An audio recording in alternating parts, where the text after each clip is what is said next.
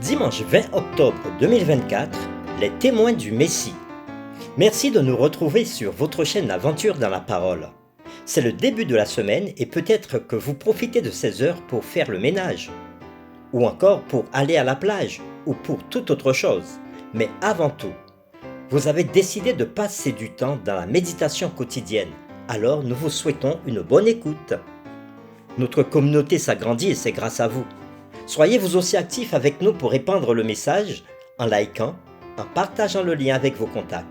Nous vous invitons à vous abonner si ce n'est pas encore fait pour recevoir les notifications de chaque jour.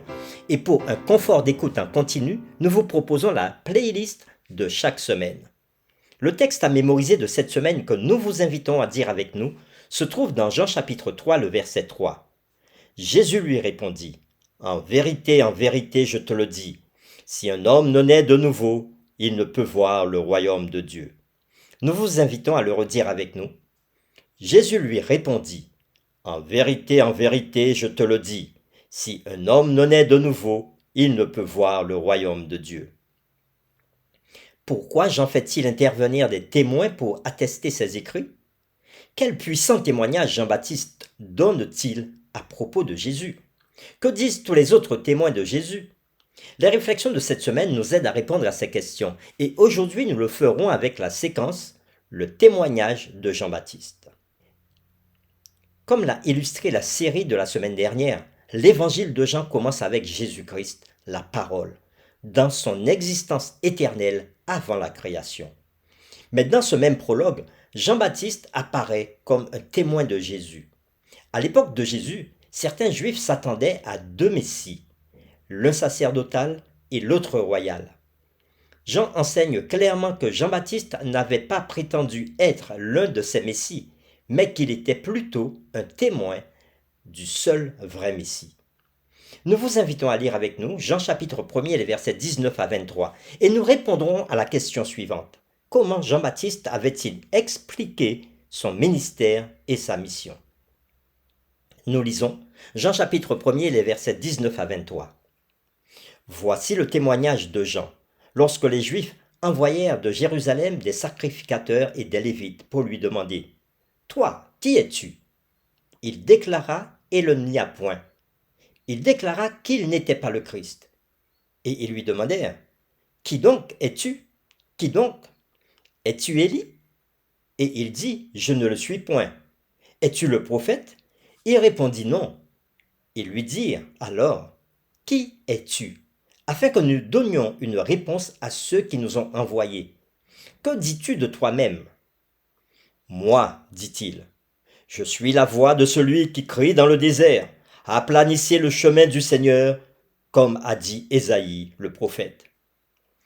Après avoir lu Jean chapitre 1er, les versets 19 à 23, répondons à la question suivante. Comment Jean-Baptiste avait-il expliqué son ministère et sa mission? Les chefs religieux avaient envoyé des sacrificateurs et des lévites pour demander à Jean qui il était. Les attentes messianiques étant élevées en Judée, il était important pour Jean-Baptiste de clarifier sa relation avec ces attentes. Il n'était pas la lumière, mais il a été envoyé par Dieu pour témoigner de la lumière et préparer la venue du Messie. On peut le voir dans Jean chapitre 1er, versets 6 à 8.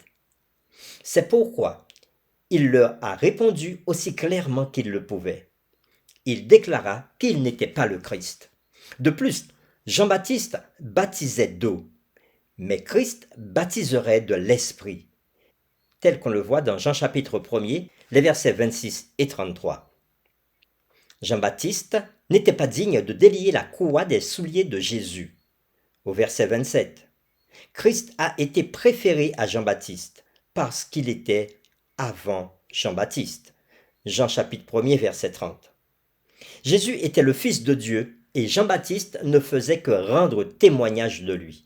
Au verset 34. Nous vous invitons à lire avec nous Ésaïe chapitre 40, les versets 1 à 5 et Jean chapitre 1er, le verset 23, et nous répondrons à la question suivante. Comment Jean-Baptiste utilise-t-il ces versets?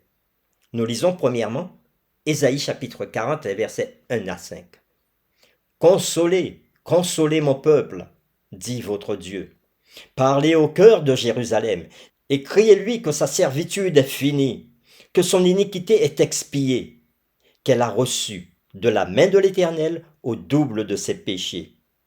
Une voix crie, préparez au désert le chemin de l'Éternel, aplanissez dans les lieux arides une route pour notre Dieu.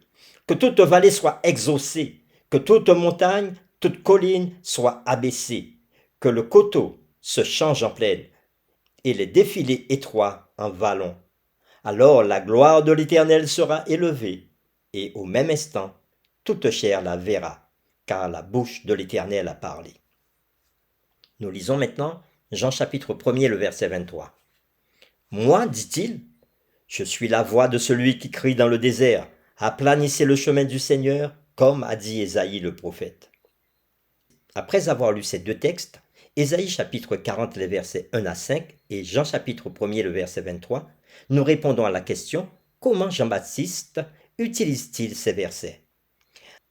À l'époque des routes défoncées et rocailleuses, des serviteurs étaient parfois envoyés devant le roi pour niveler la surface des routes et prendre des virages serrés afin d'aplanir le chemin du roi. Ainsi, en accomplissement de la prophétie, Jean-Baptiste était venu afin de préparer les cœurs des gens pour Jésus. Pour terminer, réfléchissons à cette question. De quelle manière devons-nous, en tant que chrétiens, faire le même genre de ministère que Jean-Baptiste avait fait? Et quels sont les parallèles? Nous vous invitons à prier avec nous. Père éternel, toi qui es dans le ciel, tu as envoyé Jésus sur cette terre, afin d'accomplir la plus grande et la plus belle des missions, sauver l'humanité. Mais avant d'envoyer Jésus, tu as envoyé un serviteur devant lui pour préparer le chemin de sa venue, pour préparer les cœurs des hommes à recevoir Jésus. Et beaucoup, par l'intermédiaire de Jean-Baptiste, ont accepté Jésus dans leur vie. Parce que Jean-Baptiste avait déclaré qu'il n'était pas le Messie, mais que le Messie venait après lui. Merci. Merci pour tous ceux-là, comme Jean le disciple, qui ont accepté Jésus dans leur vie et qui ont rendu témoignage de sa venue et de sa mission, afin que nous puissions croire, nous qui vivons au XXIe siècle. Merci de nous donner toutes ces belles expériences. Nous t'avons prié au nom de Jésus. Amen.